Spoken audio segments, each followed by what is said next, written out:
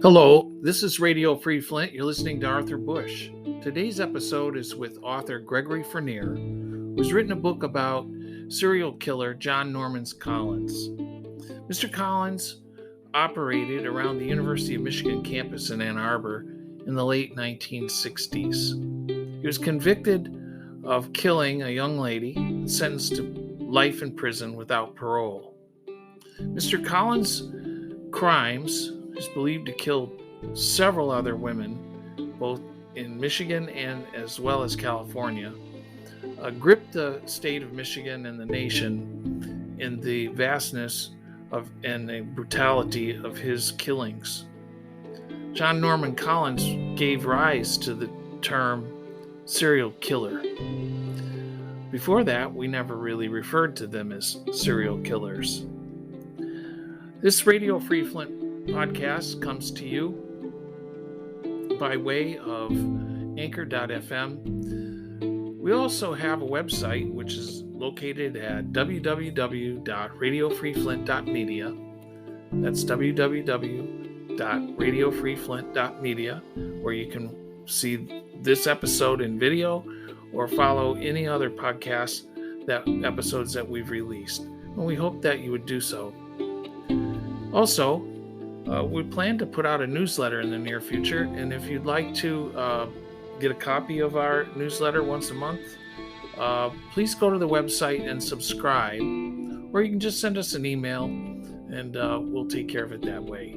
Thanks again for joining us. Here's the episode.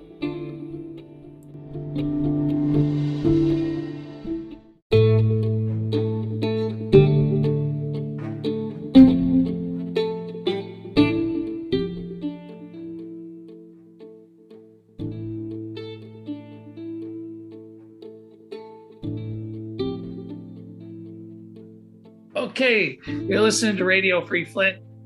Today my guest is Gregory Fournier, a retired professor who lives in one of the greatest weather places in the United States, San Diego, California. Welcome, Greg. Yeah, thank you for having me. Well, Greg,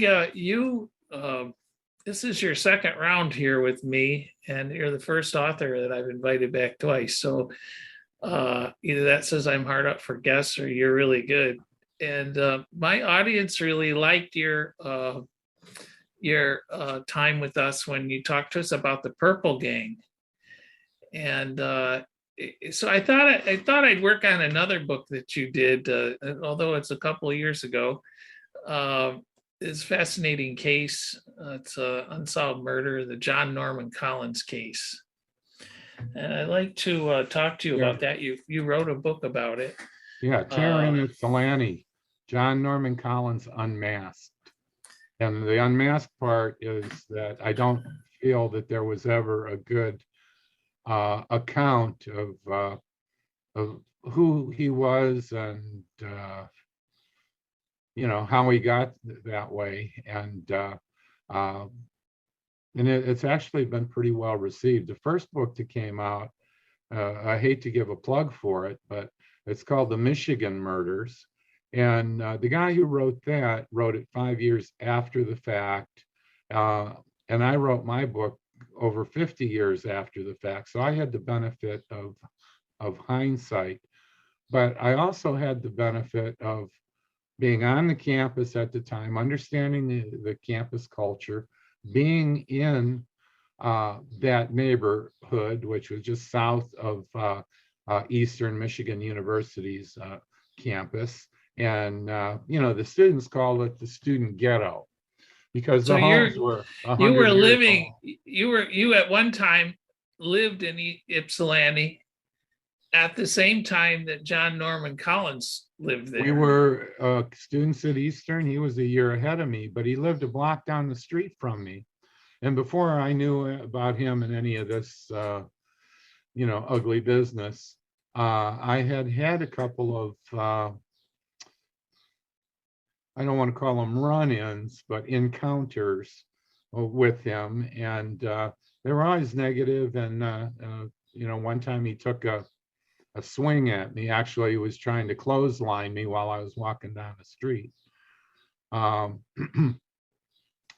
Well, And I turned around real quick, to get in a defensive position because I didn't want the guy to jump me from behind. I didn't know what was going on, and he just kept walking and walking and walking. I watched him walk to his home, or well, he was renting a room in a small little boarding house, and so I knew where he lived then, but I again did not know what he was up to, and very few people knew what he was up to. But what he was up to is murder. he murdered, as far as I can discern, 7 women, and he put many more women, young women, in harm's way, asking them to get on his motorcycle or get in his car, or, let's go here and there. And a lot of them just felt, I've spoken to a good many of these ladies, and they just had a kind of an uneasy feeling about him, a bad vibe. But on the other hand, there were people I've spoken to that did get on the motorcycle. He didn't murder them. Uh, uh, and some would say, he seemed like a nice guy, but he had no trouble getting a date. He didn't have to kill these women to have sex with them, to put it bluntly. And so it comes down, and I'm going to just jump to the chase with my opinion, and that's all it is that John Collins was a control killer. There's a term for it. I just had it and it slipped out of my mind. Power and control. And I think that appealed to him a lot. And he had many chips on his shoulder, but I think he had a big one here from a domineering mother. And he was the 3rd child of a divorce. And, I'm going to venture to say that he was the 3rd child. He was the unwanted child. And there's background that I give in the book about his father and his mother. Yeah, let's go back here for just a second and set the stage. This guy became famous. In fact, some people think that he gave definition to what was the term serial killer, which until the 60s, we really never had that in our lexicon in Michigan or anywhere else, did we? No, they were called multiple murderer at the time. And it wasn't until a few years later, the golden age of serial killers would be the 1970s through the 1980s. And all of the big names that we're all so familiar with, and they've had book after book and video after video on them. Norman Collins was he roamed the streets in the late 60s. Yes, he was before them, and I dare say that he was the prototype for Ted Bundy. If you study both of those serial killers, you'll find that Bundy was so much like Collins, psychologically, socially. Both were ambitious. There were differences, of course, but how he killed and who he killed, very similar, because they always, went for either the college-aged young woman, or in John Collins's case, he killed 2 teenagers, a 14-year-old and a person who was 16, but she had only been 16 for 20 days. So essentially, she was 15 years old. So now Collins was a student as well, right? Yes, he was an English student who was trying to get his credential in elementary education. You've got the primary, the early grades, And then you've got the, fourth, fifth, sixth grades, in some cases, seventh grade. So he was going for the, younger students, and he wanted to be a PE teacher and with an English endorsement. It makes it a lot easier to get a job if you can teach something else. But I think his main ambition there was to be a coach and work with kids.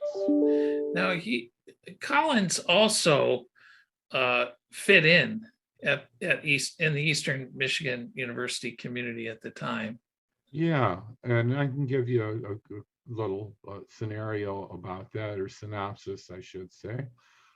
He did his first year of college at Central Michigan University in Mount Pleasant. His brother went there. His brother was, I think, 3 or 4 years older. And he lived in his brother's house where he was renting.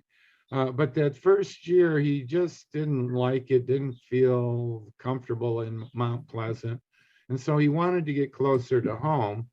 And because he was pining for his high school girlfriend, who they had broken up, and he couldn't get over it. A very common story.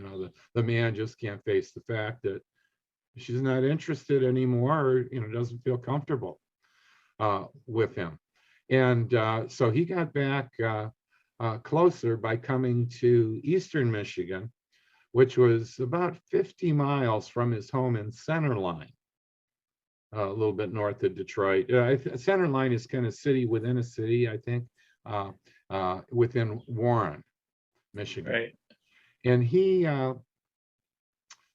he could ride with his motorcycle and in an hour or less be home.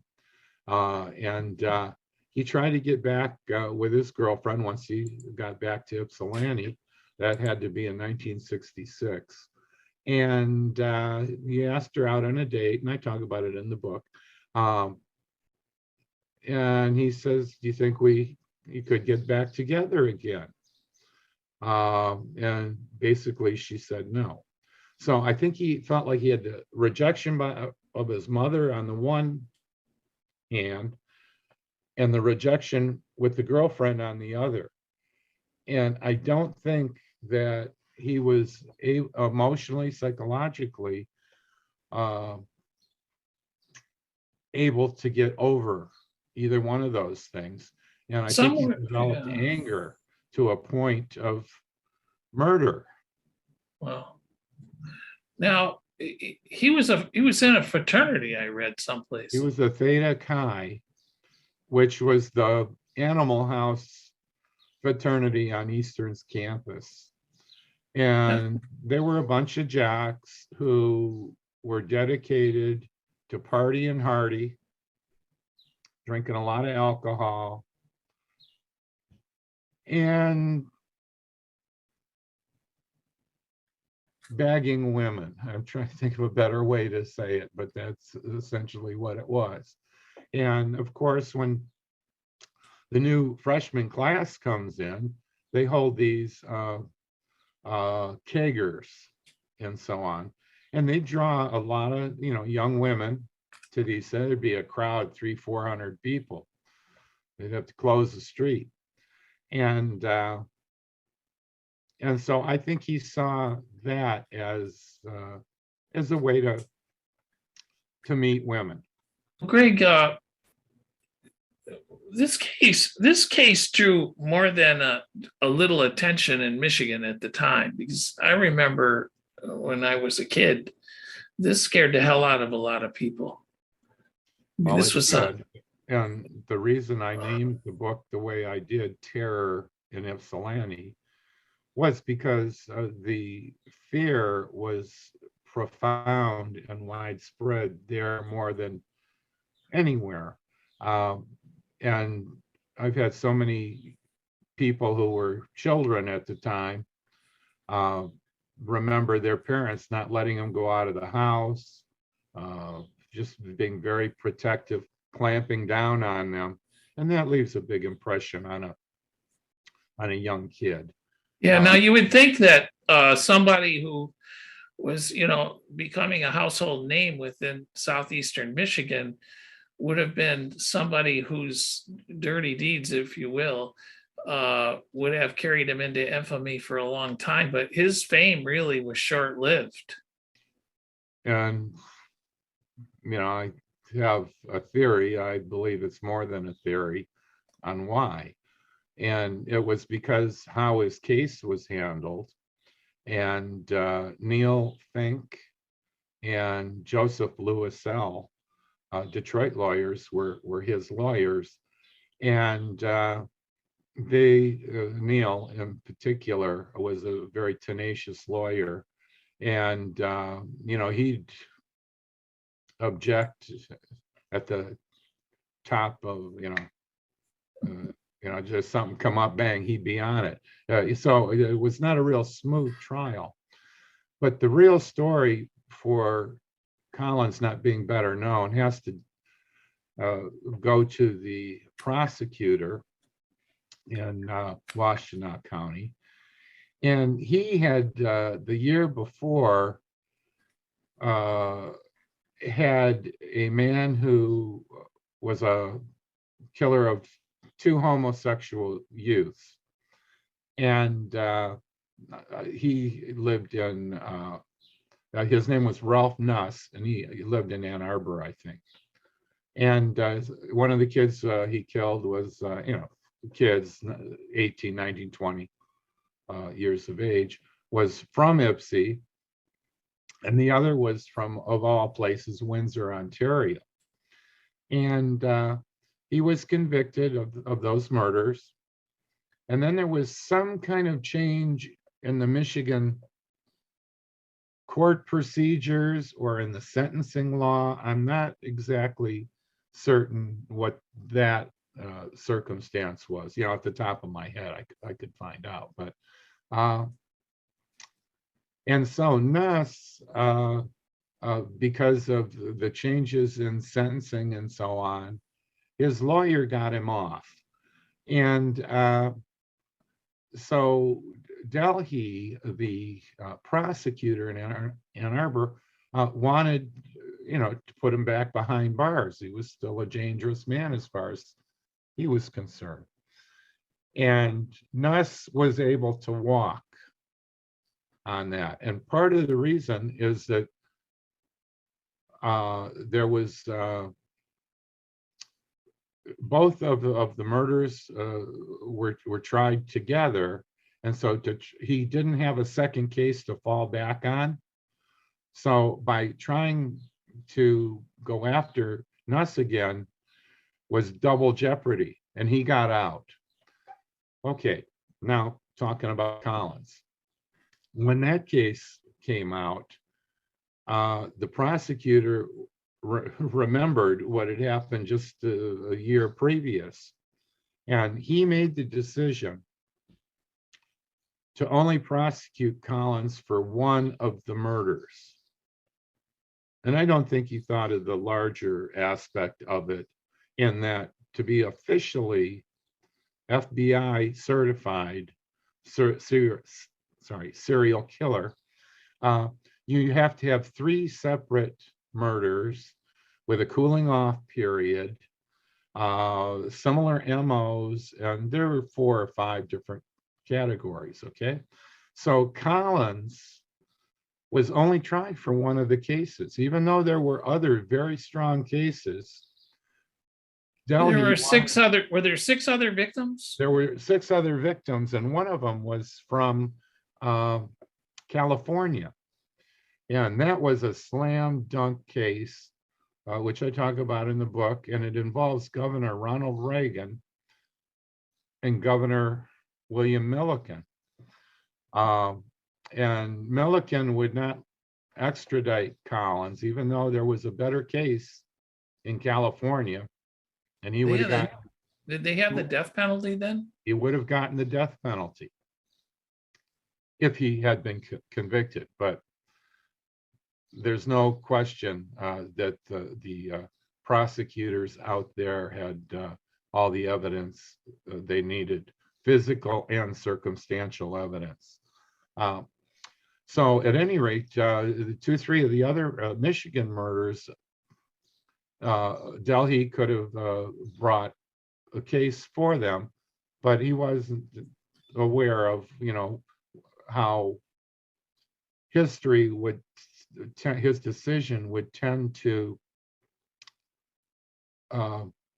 cloak Collins in some anonymity, because if he had been a serial killer, other people would have written about him, and he would have been right with the rest of the infamous serial killers. When your book came out, I'm sorry, I talked over top.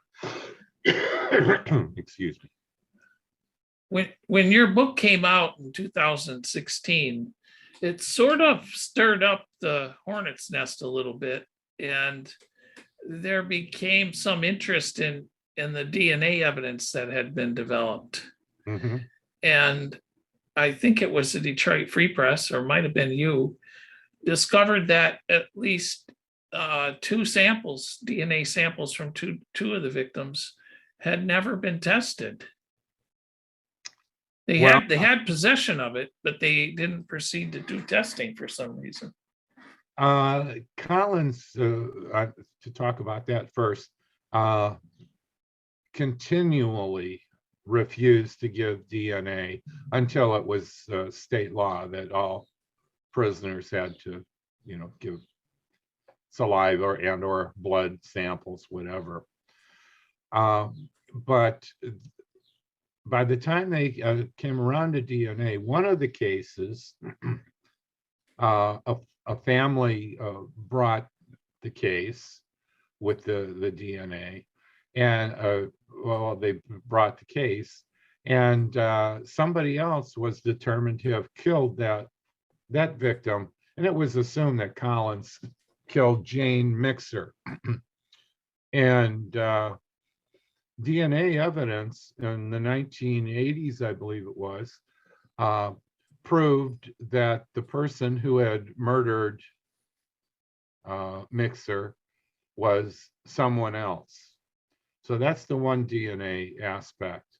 Now, the other that I heard from Washtenaw County Sheriff Doug Harvey was that they found DNA on the hosiery of the next to the last victim. Her name was Alice Callum or Calome. I'm not sure how to pronounce her name. And apparently she had been riding on the back of his motorcycle in a short skirt, and he had reached back and, touched her on the thigh with, sweaty hands. So he got epithelials on her pantyhose. But there was never a match.